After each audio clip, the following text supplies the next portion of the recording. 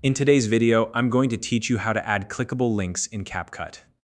Whether you're sharing a website, promoting your latest project, or directing viewers to more resources, clickable links can be a powerful tool for engaging your audience. While CapCut doesn't support direct clickable links inside the video file itself, there are a few creative and effective ways to guide your viewers to your links. So stick around, and I'll walk you through each method step by step. By the end of this tutorial, you'll know exactly how to make your links accessible and your videos more interactive. Before we dive in, if you're not already using CapCut, it's a fantastic free video editing tool to help you create professional-looking videos with ease. If you don't already have an account, you can find the link in the description below to get started. Alright, let's get started with the first method, adding links outside the video.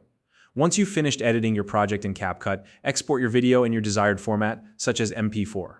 Now, the reason you can't add a clickable hyperlink directly within the video itself is that video formats like MP4 don't support this functionality. But don't worry, there's a simple solution. After exporting your video, upload it to your chosen platform, whether that's YouTube, Instagram, TikTok, or another site. Once the video is uploaded, paste your desired link into the description or caption area of your post. This is where viewers are most accustomed to finding clickable links, so it's an intuitive spot for them to look. Now, to make sure viewers know where to find the link, go back into your CapCut project and add a text overlay. Use phrases like link in bio or check the description below. You can place this text at the start of your video, at the end, or both. Just make sure it's noticeable. This acts as a clear call to action, encouraging viewers to follow the link you've provided outside of the video. Next, let's move on to another creative option, using a QR code. First, generate a QR code for your link using any free online QR code generator. Once you've created the code, download the image and import it into your CapCut project. Position the QR code within your video, ideally toward the end or during your closing pitch. This gives viewers time to engage with your content before you direct them to scan the code.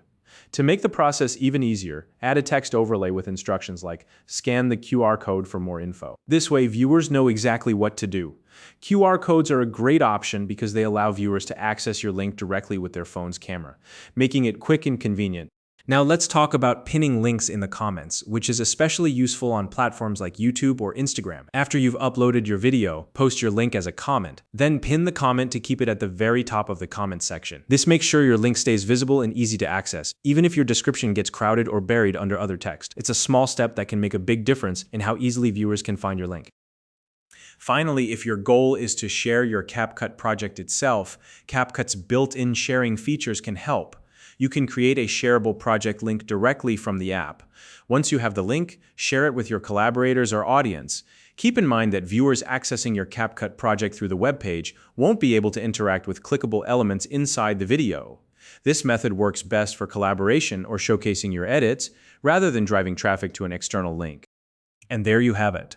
In this video, we've covered how to make your links accessible using descriptions, QR codes, pinned comments, and even CapCut's sharing features. Each method has its own strengths, so you can choose the one that best fits your needs and audience. If you have any questions or want to share how you're using these techniques, feel free to drop a comment below. If you found this video helpful, please like and subscribe.